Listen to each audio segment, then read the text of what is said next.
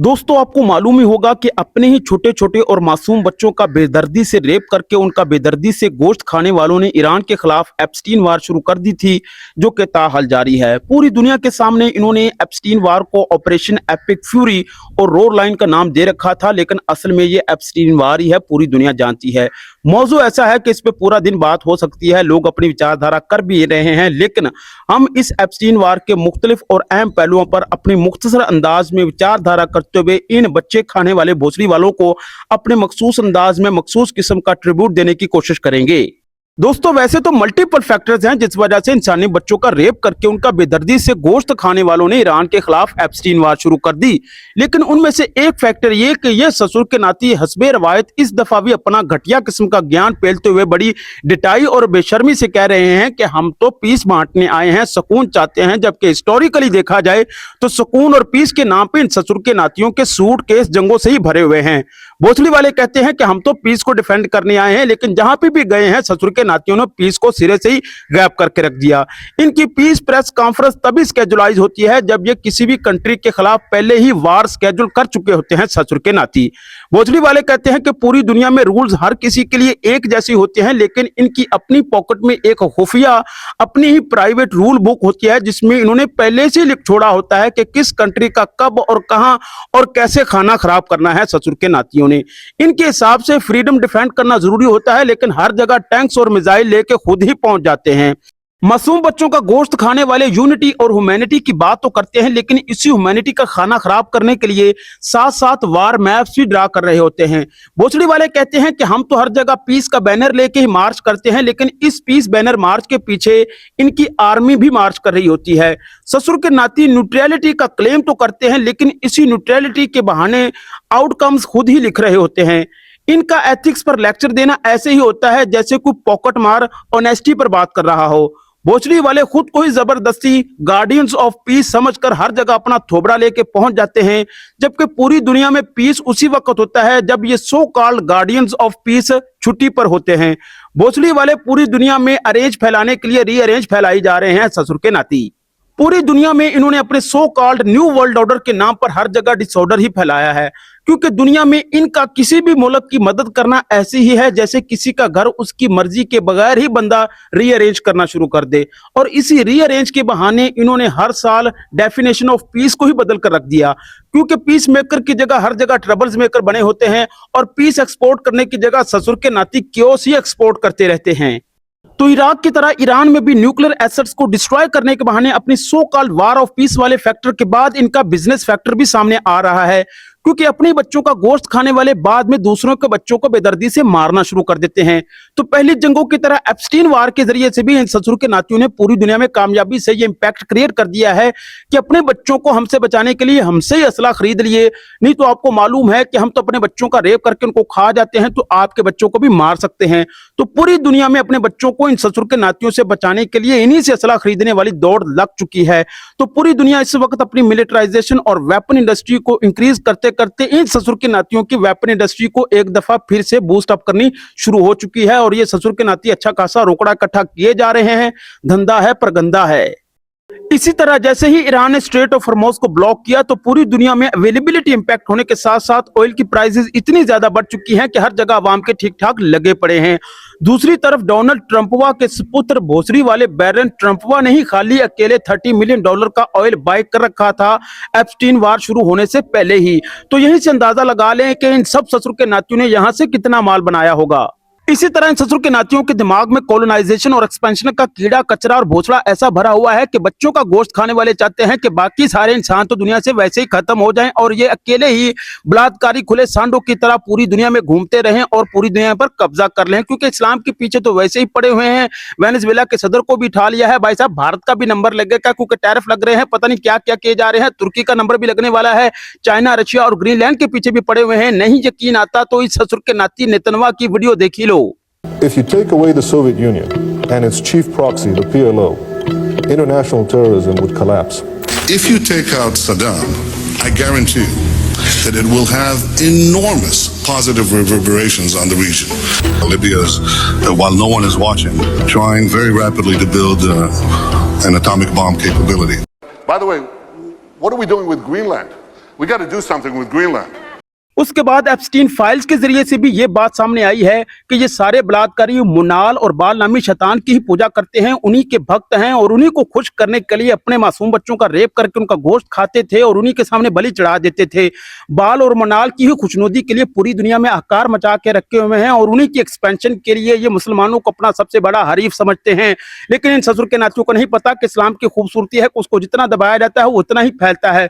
दूसरा, ये ससुर के नाती दज्जाल का इंतजार किए जा रहे हैं, लेकिन हम इन ससुर के नातियों को बताना चाहते हैं कि भोसड़ी वाले दज्जाल को भी आई लेने दो, तुम भी आ जाओ, तुम्हारे साथ साथ उसकी भी ऐसी खोपड़ियां खोलेंगे कि ससुर के नाती देखते रह जाओगे। मुनाल और बाल नामी शैतानों का नाजायज शैतानी बच्चा ज़ायोनिस्ट नेतन्याहू अपने काले शैतानी प्लान को यूएसए प्रेसिडेंट के सामने बार बार ले जाकर उनकी मिन्नतें करता रहा है कि ईरान पर हमला कर ही दो। लेकिन जैसे ही काले करतूतों वाला बलात्कारी ठरकी डोनाल्ड ट्रंप आया तो इसको इन्होंने एप्स्टीन फाइल के जरिए से ब्लैकमेल कर लिया कि ससुर के नाती अगर तू ईरान पर हमला नहीं करेगा तो तेरे काले शैतानी करतूतों वाली एप्स्टीन फाइल्स पूरी दुनिया के सामने एक्सपोज कर देंगे, जो कि हुई भी हैं। तो मजीद फाइल एक्सपोज करने से पहले पहले ससुर के नाती ने ईरान पर हमला कर ही दिया। ये भी एक ब्लैकमेलिंग और एक्सपोज फैक्टर सामने आ रहा है। एक और बड़ा फैक्टर जो अभी इतना अंडर डिस्कशन नहीं है, लोगों की नजर में नहीं आया इतना, वो ये कि बाल और मुनाल नामी शैतानों का नाजायज शैतानी बच्चा ज़ायोनिस्ट शैतानी नेतन्याहू, इस पर करप्शन के बहुत ही बड़े चार्जेस लगे हुए हैं। तो अपनी अकाउंटेबिलिटी से बचने के लिए ससुर के नाती ने पहले फलस्तीन पर धड़ाधड़ जंग लगा दी और अब पूरी दुनिया की वाट लगाने पर लगा हुआ है और इसीलिए ये ईरान के पीछे भी पड़ गया। तो अपनी सो कॉल्ड करप्ट गवर्नमेंट को बचाने के लिए, अपनी अकाउंटेबिलिटी से बचने के लिए ये ससुर का नाती पूरी दुनिया की वाट लगाने पर तुला हुआ है। तो भाई लोग, चाहे डोनाल्ड ट्रंप के एप्स्टीन फाइल्स वाले काले शैतानी करतूत हों या नेतन्याहू की करप्शन के चार्जेस, सबने सोचा कि जवाब देने की जगह अच्छा है कि नया वार ही अनाउंस कर दो। अकाउंटेबिलिटी से बचने के लिए बच्चे खाने वालों ने इन्वेस्टिगेशन के शोर को जैसे ही ज्यादा होते देखा तो साथ ही लोगों की चीखों पुकार और बॉम्ब गिरने की आवाजें ही ज्यादा करके रख दी। जैसे ही इन भोसड़ी वालों की करप्शन और इनकी अकाउंटेबिलिटी की फाइल्स खुलती हैं, ये साथ ही नई जंग का नक्शा खोल के बैठ जाते हैं। इन भोसड़ी वालों के अलावा और भी कई ससुर के नाती रूलर्स पूरी दुनिया में मौजूद हैं कि जैसे ही उनको उनकी कुर्सी हिलती दिखाई देती है वो साथ ही बॉर्डर हिला के रख देते हैं। मासूम बच्चों का गोश्त खाने वालों ने महज अपने काले करतूतों से सिर्फ लोगों की तवज्जो हटाने के लिए दुनिया की हिस्ट्री में नई खौफनाक ट्रेजेडीज लिखनी शुरू कर दी हैं। क्योंकि इन लोगों की लीडरशिप का असल में स्टाइल ही यही है कि जैसे ही खुद पे बात आए, दुनिया में पहले से भी बड़ी खौफनाक जंग का हारन बजा के रख दो। भोसड़ी वालों ने जितनी एनर्जी इस जंग में लगाई है, अगर इतनी एनर्जी ये अपनी एक्सप्लेनेशन और दुनिया से माफी मांगने में लगाते तो शायद दुनिया ना चाहते हुए भी इन्हें किसी हद तक माफ कर सकती थी, लेकिन अब इन्हें दुनिया बिल्कुल माफ नहीं करेगी। ऊपर से इन भोसड़ी वालों के नजदीक तो इंसानी जिंदगियां सिर्फ चेस के पीसेस की तरह होती हैं, जिनको ये अपने काले करतूतों की बिसात को छुपाने के लिए किसी भी खौफनाक हद तक इस्तेमाल कर सकते हैं। तो इंसानी बच्चे खाने वालों ने बाल के शैतानी ज़ायोनिस्ट बच्चे के साथ मिलकर ऑपरेशन एपिक फ्यूरी 28 फरवरी 2026 को ईरान के खिलाफ लॉन्च कर दिया, जिसके नतीजे में आयतुल्ला खामनाई साहब 86 साल की उम्र में शहीद हो जाते हैं। ईरान का नो डाउट काफी नुकसान हुआ है, लेकिन आगे से ईरान ने भी ऑपरेशन फतेह खैबर के तहत जो रिटेलिएट किया है, पूरी दुनिया ने देखा है कि ईरान ने एक दफा तो इन ससुर के नातियों को मार गोला बारूद धुआं धुआं कर दिया है। तो पूरे इलाके में इतना बम मारेंगे कि इलाका धुआं धुआं हो जाएगा। बाल के शैतानी ज़ायोनिस्ट पुजारी ने भी सोचा था कि ये तो महज 1-2 दिन का ट्रेलर ही होगा, लेकिन ईरान ने तो आगे से पूरे का पूरा सीजन ही लॉन्च करके रख दिया।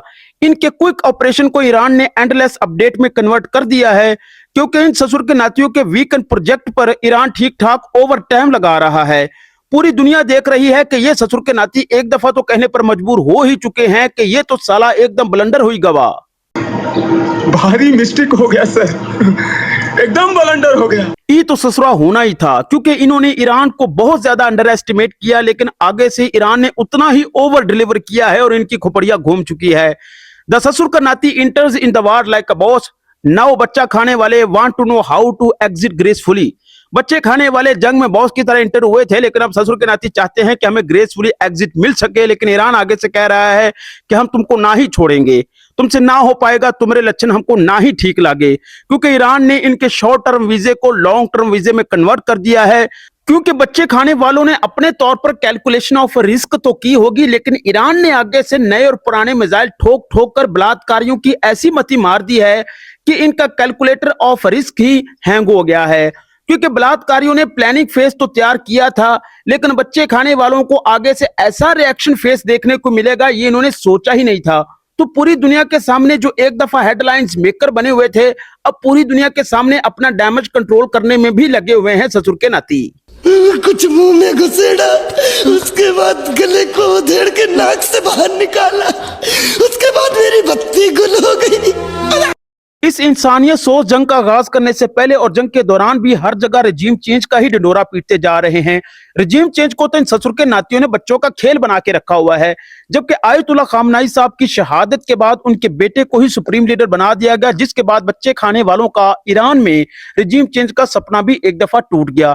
वैसे भी पूरी दुनिया को मालूम हो चुका है कि बच्चे खाने वालों की फेवरेट हॉबी कोई डिप्लोमेसी नहीं है, बल्कि फेवरेट हॉबी किसी मुल्क की रजीम चेंज करना और गवर्नमेंट चेंज करना है। सुबह उठते इनका पहला मिशन यही होता है कि ये देखते हैं कि किस मुल्क की भली मांस गवर्नमेंट को गिराया जाए और वहां पे अनस्टेबिलिटी लाई जाए। भोसड़ी वालों ने रजीम चेंज के नाम पर अपनी फॉरेन पॉलिसी और डिप्लोमेसी यही बना रखी है कि जहां पे भी स्टेबिलिटी नजर आए वहां पे रजीम चेंज के नाम पर एक्सपेरिमेंट करने शुरू कर दो। चूंकि किसी मुल्क की सोवरेनिटी इनके नजदीक अहम नहीं होती, वहां पे इनकी रजीम चेंज की घटिया स्ट्रेटजीज ही इनके लिए अहम होती हैं। रजीम चेंज को तो इन्होंने टीवी चैनल समझ रखा हुआ है। पावर का घटिया रिमोट इनके पास आ चुका है, मुंह उठा के टीवी चैनल की तरह जब चाहा किसी कंट्री का रजीम चेंज करके रख दिया। धड़ाधड़ ससुर के नाती हर कंट्री का रजीम चेंज करने पर लगे हुए हैं और एक अरसे से यही काम किए जा रहे हैं। कभी कभार तो ऐसा लगता है कि इनके पासपोर्ट डिप्लोमेसी के लिए नहीं बने हुए, बल्कि दूसरे कंट्रीज के रजीम चेंज करने के लिए बने हुए हैं ससुर के नाती। अब इंसानी बच्चे खाने वालों और ईरान के दरमियान इस जंग में मुख्तलिफ कंट्रीज का मुख्तलिफ रिएक्शन और इन्वॉल्वमेंट सामने आ रही है, जिनमें से एक तो है जी हमारे ससुर के नाते अरब कंट्रीज, यानी कि हमारे अरबी भाई। अब इन अरबियों का ऐसा है कि अपनी आर्मी और असला बनाने की जगह इनको वीआईपी पार्टीज ऑर्गेनाइज करने का ही शौक है, क्योंकि ऐसे लगता है कि इनकी डिफेंस मिनिस्ट्री तो बिल्कुल ही नहीं है, उसकी जगह इन्होंने कोई नाइट लाइफ मिनिस्ट्री ही बना रखी है। क्योंकि डिफेंस बजट बिल्कुल नहीं है, नाइट लाइफ बजट इनका फुल होता है। ससुर के नातियों ने बेशर्मी से अपनी बॉर्डर सिक्योरिटी आउटसोर्स कर रखी है, जबकि डांस फ्लोर पे इनका वॉल्यूम फुल होता है। भाई लोग अय्याशी कर करके और ऊंट खा खा के इन आदमियों का दिमाग तो सिरे से खराब हुआ पड़ा है, मानो इनके दिमाग में जैसे भूसा भरा हुआ है। मतलब अपनी पुलिस को एक तरफ महज चोरों और पॉकेट मारों को पकड़ने के लिए महंगी लैम्बोर्गिनियां और बुगाटियां दे छोड़ी हैं, दूसरी तरफ बॉर्डर सिक्योरिटी के नाम पर खुद अय्याशी करनी होती है और पूरी दुनिया जिनसे अपने बच्चों को बचाती फिर रही है उन्हीं को अरबों डॉलर देते रहे हैं कि भाई साहब हमारी सिक्योरिटी जरा कीजिएगा, हमने तो यहाँ पे अय्याशी करनी है। भाई लोग, हमारी पंजाब पुलिस यहाँ पे एक डाला लेके जाती है, चोर डाकू तो क्या ससुर का नाती बड़े से बड़ा क्रिमिनल उसी डाले में लेके आती है और ऐसी उसकी ठुकाई करती है कि दिन में उसको लैम्बोर्गिनी और बुगाटी दिखा देती है। इन ससुर के नातियों ने खुद जो अय्याशी करने के नाम पर अपनी सिक्योरिटी इन बच्चे खाने वालों को हवाले कर दी थी, उन ससुर के नातियों को अरबों डॉलर देते रहे हैं भोसड़ी वाले। तो ईरान ने जैसे ही रिटेलिएशन करते हुए इन बच्चे खाने वालों के मिलिट्री बेसिस को निशाना बनाया, तो आगे से अरबी भी चिल्ला उठे कि ससुर के नातियों, जिस सिक्योरिटी के लिए हमसे इतने अरबों डॉलर लेते रहे हो वो हमारी सिक्योरिटी करो। आगे से बच्चे खाने वाले भी बोल उठे कि अरबी भैया कौन सी सिक्योरिटी और कौन से डॉलर्स, यहाँ पे तो हमारे खुद ही लगे पड़े हैं। ईरान ने तो हमारे लिंकन जहाज के अंदर ही अपना लिंक घुसा दिया है। लेकिन ईरान ने अपने अरबी भाइयों को समझाया कि ससुर के नातियों, तुम हमारे मुसलमान भाई हो, जरा धीरज रखो, शांत रहो। इन ससुर के नातियों को तुमने जो शरण दे रखा था वो बड़ा गलत किए हो, लेकिन अब हम इनको तब तक छोड़ेगा नहीं जब तक तोड़ेगा नहीं। जब तक तोड़ेंगे नहीं तब तक छोड़ेंगे नहीं। अब ईरान तो अपने मुसलमान भाइयों की पब्लिक प्लेसेस की जगह वहां पे मौजूद बच्चे खाने वालों की मिलिट्री बेसिस को ही सिर्फ और सिर्फ निशाना बना रहा था, जहां से ईरान पर अटैक हो रहे थे। इसी दौरान शैतानी पुजारियों ने मुसलमानों को आपस में लड़ाने के लिए सऊदी अरब की ऑयल रिफाइनरी पर खुद ही अटैक कर दिया ताकि मुसलमान आपस में लड़ पड़े। जबकि मोहम्मद बिन सलमान MBS भैया ने फौरन हमारे हाफिज साहब को कॉल की कि हाफिज साहब जरा आइएगा, बड़ा भाई हमारे पर अटैक हुई गवाह है, गोला बारूद आई जा रहा है, जरा दिक्कत में है। तो हमारे हाफिज साहब फौरन MBS भैया के पास गए कि टेंशन लेने की कोई बात नहीं, बड़ा भाई बैठा है, ससुर का नाती खुपड़िया और आंख दोनों खोल देंगे जो आपकी तरफ उठेंगे। लेकिन आपको मालूम है कि गोला बारूद जरा काफी महंगा हो चुका है आजकल, तो ढेर सारा रोकड़ा बस एक दफा हमारे कंट्री में भेजी रहो, फिर देखो हम क्या करते हैं। तो आगे से MBS भैया ने कहा कि हाफिज साहब टेंशन लेने की कोई बात नहीं, आपकी कंट्री में इतना सारा रोकड़ा भेजेंगे कि आपका कंट्री पूरा स्माइलिंग और गार्डन गार्डन हो जाएगा। जोर जोर से बोल के लोगों को स्कीमें बता दे। हमको मालूम है कि आपके कंट्री का फेवरेट हॉबी ही दूसरों से पैसा लेना है, जरा हमारी बस एक दफा जान बचाई लो। तो हाफिज साहब ने कहा कि आप टेंशन मत लीजिए, आपको मालूम क्या है कि हमारे पास एटम बम मौजूद है, उसको चलाने में जरा खर्चा काफी होता है, जरा बड़ा 2-4 बैग और जरा बात को समझ जाओ यार। असल में सऊदी अरब भाइयों के पास पैसा बहुत सारा है, तो हमारे को छोटा भाई समझते हुए ढेर सारा पैसा वैसे ही दे देते हैं, तो गलत बात मत लीजिएगा। हम रिस्पेक्ट करते हैं हम अपने हाफिज साहब की और एमबीएस भैया दोनों की, तो ढेर सारा रोकड़ा जो है वो एमबीएस भैया ने दिया है हमारे कंट्री को मालूम हो चुका है कि ससुर का नाती कोटी का क्या वैल्यू है। इस इलाके में सारे बदमाशों का एक ही बाप है, नागेश्वर। तो एमबीएस भैया को और सारे अरबी भाइयों को हमारे मारखोरों ने और हाफिज साहब ने खुसूसी तौर पर बता दिया कि ससुर के नातियों पार्टियों की जगह जरा थोड़ा सा दिमाग भी इस्तेमाल कर लिया करो। ये तुम्हारी तरफ जो इतना गोला बारूद आ रहा है वो ईरानी नहीं इतना फेंकी जा रही है, ससुर के नाती शैतानी पुजारी फेंकी जा रहे हैं। तो अरबियों ने फौरन इस दौरान स्टेटमेंट जारी की कि भोसड़ी वालों फौरन हमारे शरण से निकल जाओ, हमारे घर से निकल जाओ, और हमारी तरफ जो इतना गोला बारूद फेंकी जा रहे हो, तुमको क्या लगता था हम सिर्फ पार्टी करते हैं? हमको हमारे हाफिज साहब ने बता दिया है कि सिर्फ तुम्हारी चालबाजी है मुसलमानों को आपस में लड़ाने के लिए। तो उन भोसड़ी वालों को सऊदियों ने एक दफा बाहर निकाल दिया है। मुसलमानों को आपस में लड़ाने का इन शैतानी पुजारियों को जो एक प्लान था वो भी एकदम फ्लॉप हो गया। तो साला बहुत नीच आदमी रहे। सांप को देखा और तेरे को देखा तो पहला सांप को छोड़ के तेरे को मारना पड़ेगा। अब ईरान की इन बच्चे खाने वालों के साथ फड्डेबाजी के दौरान पूरी दुनिया के लिए सस्पेंस थ्रिलर, जबकि ईरान के लिए बड़े भाई वाले बैकअप का किरदार हमारे ब्यूटीफुल कंट्री पाकिस्तान का ही है। भाई लोग हमारा कंट्री और मारखोर का तो बात ही क्या है। इसी वजह से भोसड़ी वाला मेजर गोबर आर्या पगला गया है, चकरा गया है। अनकरीब हो सकता है कि गोबर आर्या हमारा कंट्री की वजह से चूहा मार दवाई ही खा ले, क्योंकि गोबर आर्या परेशान हो गया है कि ये खड़े तो अमेरिका के साथ हैं, बैठे रशिया, चाइना और ईरान के साथ हुए हैं। अरबी भी इनके भाई हैं, जबकि अमेरिकियों और यूरोपियन से भी गपशप लगा लेते हैं। अब इस भोसड़ी वाले गोबर आर्या को कौन समझाए कि इन बच्चे खाने वालों को हमने अफगानिस्तान में तो बैठने नहीं दिया, तो ईरान में हम इनको घंटा टिकने देंगे।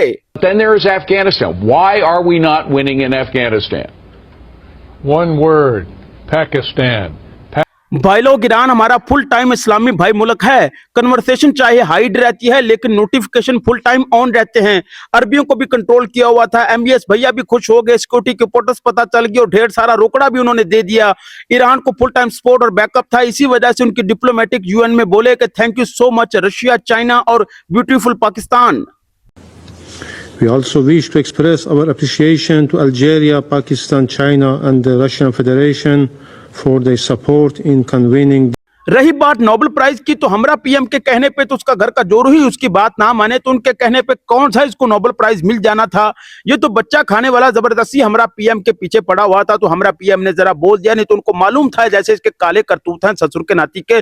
फॉरेन डिप्लोमेसी भी तो कोनो चीज होती है ना भाई साहब। ले ले तू नोबेल प्राइज, ले ले ससुर के नाती। नोबेल प्राइज लेते लेते अपने लिंकन जहाज के अंदर ईरान का ठीक ठाक लिंग घुसवा के बैठ गया है ससुर का नाती। इसी तरह रशिया के प्रेसिडेंट पुतिन दादा और चाइना के शी जिनपिंग ने इन बलात्कारियों को खुल्लम खुल्ला ही बोल दिया था कि हम तो ईरान के साथ हैं और ईरानियों को ही गोला बारूद, लॉजिस्टिक और हर तरह की असिस्टेंस प्रोवाइड कर रहे हैं। सैटेलाइट इमेजेस के जरिए से बच्चे खाने वालों की मिलिट्री बेसिस की लोकेशन भी बता रहे हैं कि ईरान वालों इन बच्चे खाने वालों को यहाँ पे मारो, ससुर के नातियों को तो उखाड़ लो जो हमारा उखाड़ना है। तो आगे से बच्चे खाने वाले बलात्कारी इतना कंफ्यूज हो गए कि सोचने पर मजबूर हो गए कि आखिर बाल के शैतान पुजारियों ने इनको कहां पे ला फंसाया। बलात्कारियों को अच्छी तरह मालूम है कि पुतिन दादा इन पर इनके दोगलेपन की वजह से और ज़ेलेंस्की राजपाल की वजह से पहले ही बहुत ज्यादा इन पर बिगड़े हुए हैं। दूसरा, पुतिन दादा को तो आजकल पीस वैसे ही बहुत बोरिंग लगता है, क्योंकि यूक्रेन की बस्ती को खाली कराते हुए पुतिन दादा फुल एक्शन मूड में हैं। उनका एक्शन वार्म अप तो भाई साहब ठीक ठाक यूक्रेन में हो चुका है। दूसरा, चाइनीज के पास रोकड़ा भी काफी है और वो सांप, बिच्छू, नेवले इस तरह की चीजें भी बहुत खाते हैं। तो इन बच्चों को खाने वालों ने अगर यहाँ पे चाइनीज को भी छेड़ दिया तो हो सकता है कि वो सांप, नेवले और बिच्छुओं का गोश्त खाने की जगह इन बच्चे खाने वालों का ही गोश्त खाना शुरू कर दें। तो इन ससुर के नातियों को अच्छी तरह मालूम है कि हम तो दुनिया के सबसे बड़े सांप, नेवले और बिच्छू हैं, तो हम चाइनीज को ना ही छेड़े। और यहाँ पे ईरान एक तरफ काबू नहीं आ रहा और दूसरी तरफ अगर यहाँ पे चाइनीज और रशियन को भी छेड़ा जाता तो इनके खिलाफ ऐसी महाभारत शुरू होती कि लोग वियतनाम और अफगानिस्तान को भी भूल जाते। अब दोगलेपन की बात की जाए तो ईरान के इस मुश्किल वक्त में जो एशियन कंट्री सबसे ज्यादा ईरान के साथ दोगलापन और हिपोक्रेसी दिखा रहा है वो है जी सो कॉल्ड विश्व कंट्री आत्मनिर्भर का नारा लगाने वाला भारत। क्योंकि ईरान के इस मुश्किल तरीन वक्त के दौरान ईरान की नेवल फोर्सेस के कुछ जवान इंडिया की टेरिटरी में इंडिया की तरफ से ऑर्गेनाइज करदा एक फ्रेंडली नेवल परेड प्रैक्टिस के लिए मौजूद होते हैं, जिसको परफॉर्म करने के बाद ईरानी नेवल फोर्सेस के जवान इंडियन ओशन में वापस लौट रहे होते हैं। तो इंडियन टेरिटरी में, इंडियन ओशन में बच्चे खाने वाले और शैतानी पुजारी वहां पे ईरानी फोर्सेस को टारगेट करके उनके जवानों को शहीद कर देते हैं। तो ईरानी अब इन गोबर खाने वालों के बारे में यह कहने पर मजबूर हो चुके हैं कि साला सांप को देखा और तुमको देखा। तो साला बहुत नीच आदमी रहे। सांप को देखा और तेरे को देखा तो पहला सांप को छोड़ के तेरे को मारना पड़ेगा। ऊपर से कहते हैं कि हम तो अदिति को अपना भगवान समझते हैं। इन ससुर के नातियों की बॉलीवुड मूवीज देख लो, लगता है कि पूरी दुनिया को मिलिट्री एक्शन और इंटेलिजेंस यही सिखा रहे हैं मानो, जबकि रियलिटी में इनकी मिलिट्री इंटेलिजेंस और फोर्सेस का अंदाजा कर लें कि अपनी टेरिटरी में अपने अदिति को डिफेंड करने की जगह उल्टा धोखे से उसे अपनी टेरिटरी में शहीद करवा दिया। और बेशर्मी का अंदाजा देख लें कि यूएसए को खाली कंडेम करना भी मुनासिब नहीं समझा, इनकी आवाज तक नहीं निकली, जबकि ईरान ने इनको अपना फ्रेंडली कंट्री, एक हमसाया मुल्क समझते हुए चाबहार वगैरह में एक दफा सपोर्ट भी किया था। तो असल में इन्होंने मूवीज के अंदर ही धुरंधर और सनी देओल बन के धारना होता है और अपनी शोबाजी करनी होती है, जबकि रियलिटी में अपने फादरलैंड यानी कि अपने बाप इसराइल और यूएसए के सामने इनकी ठीक ठाक फटी पड़ी है। ईरान ने भी रिएक्शन देते हुए बॉलीवुड के इन धुरंधरों और सनी देओलों के जहाजों को ना सिर्फ स्ट्रेट ऑफ हॉर्मुज़ पर ब्लॉक कर दिया है, इन सनी देओलों के जहाजों को वहां पे ठीक ठाक ठोका भी है। गुजरात के जहाजों का अच्छा खासा नुकसान हुआ है, जिसके बाद अंधभक्त ईरानियों के सामने चिल्लाई जा रहे हैं कि भाई लोग कृपा कीजिए, हमारे जहाज यहाँ से गुजरने दीजिए, पूरी दुनिया के सामने बेइज्जती हुई जा रही है। क्योंकि हम तो अपनी मूवीज में धुरंधर और सनी देओल बनते रहते हैं, अपने एक्शनबाजी का शोशा छोड़ते रहते हैं, लेकिन आगे से ईरान ने भी कह दिया कि ससुर के नातियों, जिस लेवल का हिपोक्रेसी तुम दिखाए हो, तुम्हारा बॉलीवुड के अंदर भी अक्षय कुमार, धुरंधर या सनी देओल अपनी बॉलीवुड मूवीज में भी हमारी स्ट्रेट से अपने जहाज नहीं गुजार सकेगा, ये तुमका बता ही दें। अब अंधभक्तों की इस बात की भी आग लगी हुई है कि ईरान ने वो वाहिद कंट्री जिसके जहाज पूरे आदर और सम्मान के साथ अपने स्ट्रेट ऑफ हॉर्मुज़ से गुजरने दिए हैं, वो है जी इनका इस्लामी भाई मुल्क पाकिस्तान। क्योंकि ईरानी भाइयों को पता है कि कन्वर्सेशन चाहे हाइड रहती है, लेकिन हमारे भाइयों का नोटिफिकेशन और एक्शन प्लान हमारे लिए फुल बैकअप पे है। और ईरानियों ने बताया भी है कि हमारे पाकिस्तानी भाई हमारा साथ दे रहे हैं और हम देंगे इन ससुर के नाती पुजारियों के खिलाफ अपने ईरानी भाइयों का साथ। बड़ी बेशर्मी के साथ गोदी मीडिया बार बार पूरी दुनिया के सामने झूठी खबरें चलाई जा रहा था कि ईरान ने तो यूएई के अंदर बुर्ज खलीफा को ही उड़ा के रख दिया है। इस गोदी मीडिया की बेशर्मी और हिपोक्रेसी का लेवल तो बुर्ज खलीफा के लेवल से भी ऊपर लेवल का है। अब चूंकि सारा कुछ तो इनका फिल्मों की हद तक होता है, एक्शन, डेमोक्रेसी और ये सारा कुछ, जबकि रियलिटी में इनकी इस झूठी खबरों को देख के पूरी दुनिया को शर्म आ रही होती है, लेकिन इस गोदी मीडिया और उनकी गवर्नमेंट को शर्म नहीं आ रही होती। गोदी मीडिया का बस नहीं चलता कि ये किसी दिन वर्ल्ड ट्रेड सेंटर को ही फिर से गिरवा दें जो पहले ही गिरा हुआ है। इनके मीडिया का बस नहीं चलता कि ये किसी दिन कह दें कि वर्ल्ड वार 1 और वर्ल्ड वार 2 भी बीजेपी के अंधभक्तों ने ही जीती थी और वर्ल्ड वार 2 भी मोदी जी ने ही रुकवाई थी। मोदी जी हमें घर ले आएंगे, वॉर रुकवा दी पापा, मोदी जी ने वॉर रुकवा दी पापा। ससुर के नाती बेशर्मी के साथ इतनी तेजी से अरबों की महंगी बिल्डिंग्स अपनी झूठी खबरों में गिराई जा रहे थे कि इनका बस नहीं चल रहा था कि ये कह दें कि वहां पे अब रेगिस्तानों की जगह शमशान घाट बन चुके हैं। और भाई लोग, आप लोगों के लिए जिंदगी में चूहा, मक्खी, मच्छर पकड़ना तो मुश्किल हो सकता है, लेकिन अगर आपने इंडिया की राह का एजेंट पकड़ना है तो वो आसान ही होता है। ये बात साबित हो चुकी है, क्योंकि इस पूरे सिनेरियो के दौरान इंडिया की राह के एजेंट्स इतनी ज्यादा तादाद में पकड़े गए हैं, पकड़े जा रहे हैं कि इनकी सारी धुरंधरबाजी, सनी देओलबाजी और बॉलीवुड बाजी निकलकर सामने आ चुकी है। क्योंकि पहले तो ईरान ने रजीम चेंज की पखंडबाजी के दौरान इनके 500-600 एजेंट्स पकड़े राह के, जो मुसाद के लिए काम कर रहे थे अपने शैतानी बाप को खुश करने के लिए। अब जंग के दौरान भी कुवैत, बहरीन वगैरह से काफी तादाद में राह के एजेंट्स पकड़े गए हैं जो अपने शैतानी बाप फादरलैंड के लिए काम कर रहे थे। इससे पहले अमेरिकियों ने भी पकड़ा हुआ है, कतरियों ने भी काफी तादाद में इनके नेवल बेस पर इंडिया के राह के एजेंट्स पकड़े थे। हमारे पास भी मौजूद हैं। भोसड़ी वाले नारा लगाते हैं नया भारत है, हर मुल्क में ही घुस जाएगा। घुसते जरूर हैं लेकिन बाद में अपने अंदर ही घुसवा के बैठ जाते हैं। गोबर खाने वालों को तो शर्म आनी नहीं थी, लेकिन यूरोपियन और स्पेनिश को शर्म भी आ गई और उन्हें समझ भी आ गई। लिहाजा पूरे यूरोप ने ही तकरीबन इस एप्स्टीन वार का ये कहकर बाइकआउट कर दिया कि पहले ही हम इन बच्चे खाने वालों और बाल के पुजारियों के पीछे लग के अफगानिस्तान और पूरी दुनिया में पता नहीं कहां कहां पे जलीलो ख्वार होते रहे हैं, लेकिन अब इस बलात्कारी वार, एप्स्टीन वार का हिस्सा बन के पूरी दुनिया के सामने शर्मसार और जलीलो ख्वार नहीं होना चाहते। लिहाजा पूरे यूरोप ने ही इन बच्चे खाने वालों को कह दिया है कि तुम्हारे पीछे लग के खा हम हर जगह रेफरी बन के नहीं नहीं घुसना चाहते। पूरी दुनिया कौन सा फुटबॉल मैच है जो तुम्हारे पीछे लग के हर जगह हर किसी को ही खामखा रेड कार्ड दिखाते फिरे। भोसड़ी वालों, तुम्हें लगता है कि तुम्हारे पास हर चीज का सोल्यूशन है, लेकिन तुम्हें गलत हो, क्योंकि शांति के लिए बाज का सोल्यूशन यही होता है कि माइंड योर ओन बिजनेस। पूरी दुनिया के सामने मिसाइलों और टैंकों के डिजाइनर तुम खुद ही हो, बाद में जंगों के वार इंस्पेक्टर भी बन जाते हो।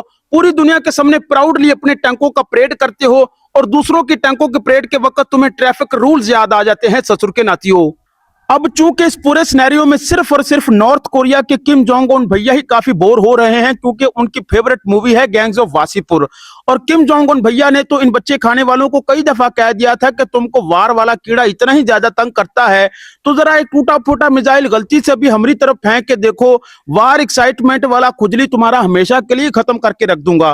क्योंकि हमारे पास तो हर तरह का खिलौना और गोला बारूद मौजूद है, बस तुम्हारे साथ खेलने के लिए एक एक्चुअल एक्सपीरियंस करना चाहते हैं तुम्हारे साथ। तो आगे से बच्चे खाने वालों ने किम जोंग भैया को हाथ जोड़ते हुए कृपा करते हुए ये बोल दिया कि भाई लोग, आप तो बम्बवा का बटन अपने हाथ के नीचे लेके बैठे होते हो। आगे से किम जोंग भैया ने बोल दिया कि ससुरे बटन छोड़ो, हमारे बटन का इमोजी ही तुम्हारे लिए काफी है। तो आगे से बच्चे खाने वालों ने किम जोंग भैया को बोल दिया कि भाई लोग, आपकी डेमोक्रेसी, रिजीम सिस्टम सारा कुछ ठीक है, क्योंकि आपके पास बम्बवा मौजूद है। अब ईरान के पास ये सारा कुछ मौजूद नहीं है, तो सिचुएशन हमारे मुताबिक ही है। और वहां पे सिचुएशन हमारे मुताबिक होती है जहां पे किसी के पास एटम बम्बवा नहीं होता। अब आपके पास सारा कुछ मौजूद है, तो हम आपके साथ वार एक्साइटमेंट और एक्चुअल एक्सपीरियंस वाली मिस्टेक बिल्कुल ही नहीं करना चाहते, हमारी मती नहीं मारी हुई। तो आपके साथ सिर्फ और सिर्फ हम निगोशिएशन करेंगे, क्योंकि आपके पास तो सारा बम्बवा मौजूद है। भाई लोग, हम तुमको बताए थे कि दुनिया सिर्फ और सिर्फ ताकत की जुबान समझती है, क्योंकि इस जुबान की ग्रामर बड़ी ही क्लियर है। अब बात की जाए यूनाइटेड नेशन की, तो पहली जंगों की तरह इस एप्स्टीन वार पर भी सिर्फ और सिर्फ स्पीचेस ही डिलीवर करवाई जा रहे हैं, इसका सॉल्यूशन नहीं ढूंढेंगे। क्योंकि यूएन का बेसिकली काम ही यही है कि इन बच्चे खाने वालों की जंगों के बेहतरीन फोटो सेशंस, पीडीएफ फाइल्स और प्रेजेंटेशंस बढ़िया करके तैयार रखो, इसका सॉल्यूशन नहीं ढूंढना। सॉल्यूशन का मैनुअल तो इनके पास सिरे से ही नहीं होता। इनका सीधा साधा असूल है कि जंगों पे बात करो, उसे रुकवाना नहीं। वहां पे पूरी इंसानियत खतरे में आई हुई है, और पहले ही की तरह इन्होंने यहाँ पे भी एडवांस में ही पूरी इंसानियत को एडवांस अपोलोजाई ही बोल दिया। इंसानियत को जब भी खतरा होता है, यूएनओ के लिए बदकिस्मती से वो सिर्फ और सिर्फ फोटो सेशन और टी पार्टी ही होती है। बदकिस्मती से एप्स्टीन वार अभी भी जारी है, जो रुकनी चाहिए, अमन शांति होना चाहिए, लेकिन इस जंग का भी कौन जिम्मेदार है पूरी दुनिया को ही मालूम है। बड़ी तेजी के साथ एप्स्टीन वार के आए रोज हालातों वाकयात चेंज हो रहे हैं। हो सकता है इस वीडियो के दौरान भी एप्स्टीन वार के कुछ मामला चेंज हो चुके हों, क्योंकि पहले तो बताया गया था कि ससुरा नेतनवा मर चुका है, अब दोबारा उसकी कोई वीडियो आई है जो कि एआई की बताई जा रही है। दूसरी तरफ ट्रंपवा पहले तो बोला था कि जंग रुक चुकी है, खत्म कर चुके हैं, और अब दोबारा फिर बड़बड़ाई जा रहा है और कोई नई स्टेटमेंट दिए जा रहा है। जो भी है, एप्स्टीन वार रुकनी चाहिए, अमन शांति होनी चाहिए। भाई लोग, अभी के लिए हमारी विचारधारा देखने सुनने का बहुत ही शुक्रिया। किम जोंग उन भैया की तरह लाल वाला बटन दबाई के चैनल वा को सब्सक्राइब वा कर दो, लाइक वा कर दो। वीडियो देखने का धन्यवाद। Thank you so much.